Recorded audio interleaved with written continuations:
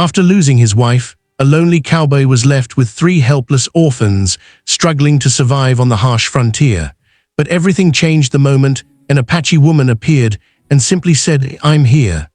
What happened next will shock you, warm your heart, and remind you that family can be found in the most unexpected places. Before we dive in, make sure to subscribe, hit the like button, and comment down below, because this story is about courage, love, and hope you don't want to miss.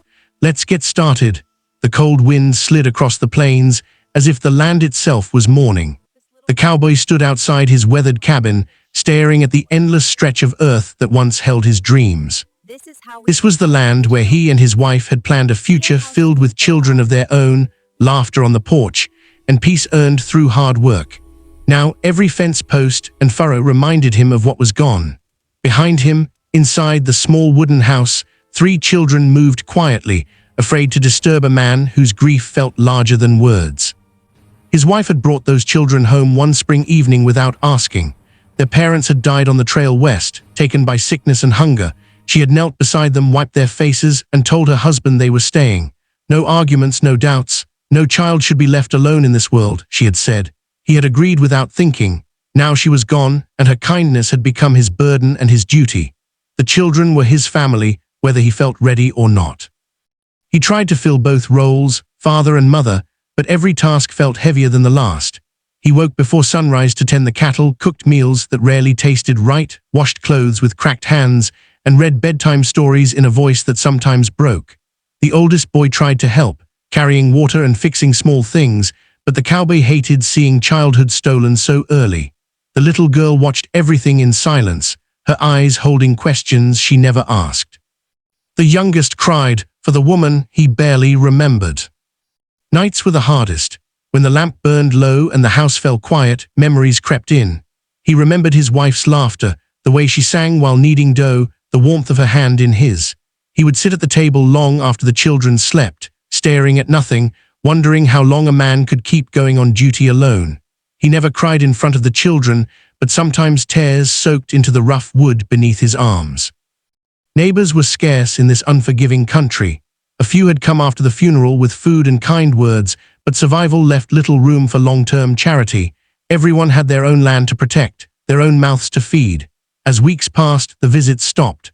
The ranch became isolated, surrounded by miles of silence. The cowboy understood this life, yet now the loneliness felt sharper, almost dangerous.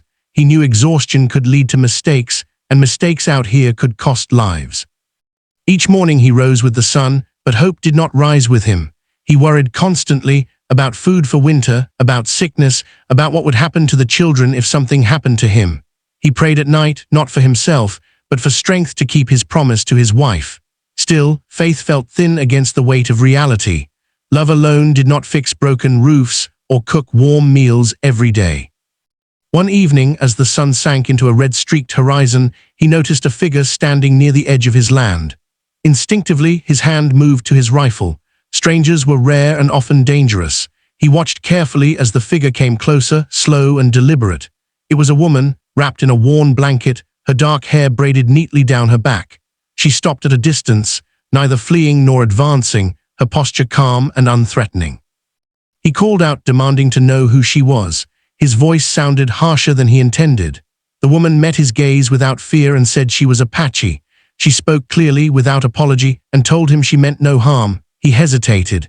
He had heard countless stories, some true, some fueled by fear, but this woman did not fit any of them. There was a quiet strength about her that unsettled him more than aggression would have. When he asked why she had come, her eyes drifted toward the cabin. From inside came the faint cough of a child. She said she had heard of a man who had lost his wife and was left alone with 3 children. The words struck deep, as if she had spoken directly to his pain. He demanded to know who told her. She simply said that sorrow travels far, carried by the wind and whispered by the land itself. Silence stretched between them. His mind raced with warnings and doubts, yet something stronger held him still. He was tired, bone-tired, soul-tired, and the truth was clear. He could not do this alone forever. The woman took one small step forward and said she was there to help, to work, to care for the children. Then with quiet certainty, she spoke the words that would change everything. She said, "I'm here." Cowboy lowered his rifle slowly, disbelief and relief warring in his chest. He had not expected help, not anyone, not from strangers, certainly not from an Apache woman standing at the edge of his land with the courage to speak plainly. The children had heard his voice from inside and now pressed their faces against the window, eyes wide. The oldest boy, hesitant, whispered, "Who is she?" The cowboy swallowed hard and said nothing, letting the woman's calm presence speak for itself. She stepped closer, her boots crunching on the dry earth. "I can cook, I can mend, I can tend the children. I can work with you on this land," she said. Her tone left no room for argument, only possibility. It was as if she knew exactly what he needed without him saying a word. Something in him, something buried deep beneath grief, recognized that this was no ordinary visitor. She was a solution, perhaps the only one left. Days passed, and the Apache woman proved her worth in ways the cowboy had almost forgotten existed. She fed the children hearty meals, sewing patches into worn clothing and mending fences with hands as strong as any man. She taught the little girl to braid her hair like hers, and the youngest began to sleep through the night, soothed by her gentle voice. The oldest boy began to help in the fields, encouraged not by fear, but by respect and trust. Slowly, the house stopped feeling like a tomb and started feeling like a home again. Even the cowboy began to heal. Her presence gave him space to grieve without collapsing entirely. He could work on the land without the constant edge of desperation gnawing at him. At night, he found himself talking to her, first in short sentences, then longer stories about his wife, the land, and his dreams. She listened without judgment, offering insight only when asked. She laughed at his rare jokes and scolded him gently when he forgot something important. In her, he found not just help, but companionship, though neither spoke of it directly at first. Seasons changed. Winter's grip loosened, giving way to the green promise of spring. The ranch began to thrive once more. Crops grew steadily, the cattle fattened, and the children's laughter returned like sunlight breaking through clouds. But with prosperity came the inevitable question, what would happen when others came looking for her? The Apache woman had her own people, her own past, and he knew that staying here forever was not a guarantee for her. Still, each day she remained, the more the house felt whole. One morning, while they worked together repairing the fence, the cowboy finally asked the question that had been on his mind since her arrival. "Why did you come here? You didn't know us. You didn't owe us anything." She paused, tightening a bolt, then looked at him. "I came because I could, because sometimes doing what's right doesn't wait for permission. You were struggling. The children needed care. You needed someone to remind you that life doesn't end with loss." Her words struck him, not as reproach, but as truth. From that moment, an unspoken bond formed between them. They moved as a unit now, each action natural, each glance meaningful. The cowboy began to notice things he had long ignored, the way her hair caught the sunlight, the quiet strength in her hands, the ease with which she commanded respect from the children. Love, he realized slowly, had returned to the house, not as a replacement for his wife, but as a continuation of her spirit in a new form. Conflict came, as it always does in the West.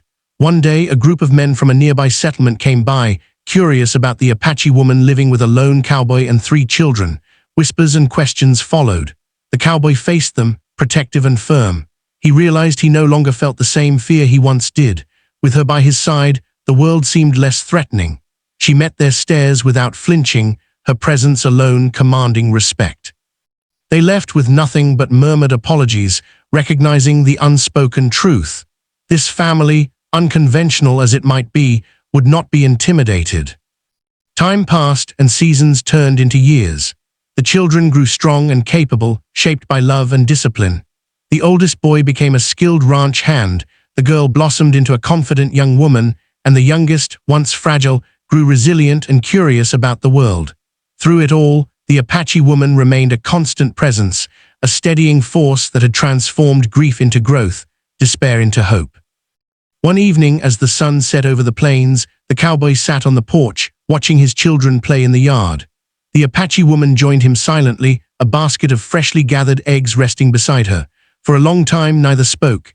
Then, in a voice soft but certain, she said, "You have done well. They are strong. They will thrive." He nodded, understanding that her words were more than praise. They were acknowledgement of survival, of life reclaimed from sorrow. He realized then that family is not just blood or circumstance. It is love, dedication, and courage forged through hardship. The children were his, the land was theirs, and the Apache woman who had said simply, "I'm here," had become the heart of it all. Without her, they might have survived, but with her, they truly lived. Years later, neighbors would whisper about the cowboy who had lost everything and the Apache woman who had come like a shadow at the edge of his land, and how together they had built something remarkable. But no one could fully understand the quiet strength of that bond, the depth of trust and respect that had grown from the ashes of loss. The cowboy no longer felt alone. He had learned that sometimes life gives back in ways more unexpected and profound than one could ever imagine. The story ends not with a wedding, not with a grand announcement, but with a simple truth. Love and family can be found in the most unlikely places, and courage often comes in the form of a quiet, steadfast presence. The Apache woman stayed, not to replace what was lost, but to honor it, to care, to teach, and to remind that even in the harshest lands, hearts could heal and homes could flourish. The cowboy, the children, and the Apache woman became an unshakable unit, a living testament that even after the deepest sorrow, hope could arrive and say, "I'm here." And so on the plains where wind whispers through the grass, where the sun rises and sets over endless earth, the ranch stood alive once more. A home built not just of wood and nails, but of love, resilience, and the courage to accept help when it arrives in the form of a stranger willing to stand by you when the world feels empty. They faced storms together, they laughed, they cried, they lived, and in that living, the cowboy finally understood. The heart is never truly alone when someone says, with full certainty, "I'm here." The wind continued to move across the plains, but now it carried not sorrow, but life. And in the stillness of night, the cabin glowed softly with the warmth of a family reborn.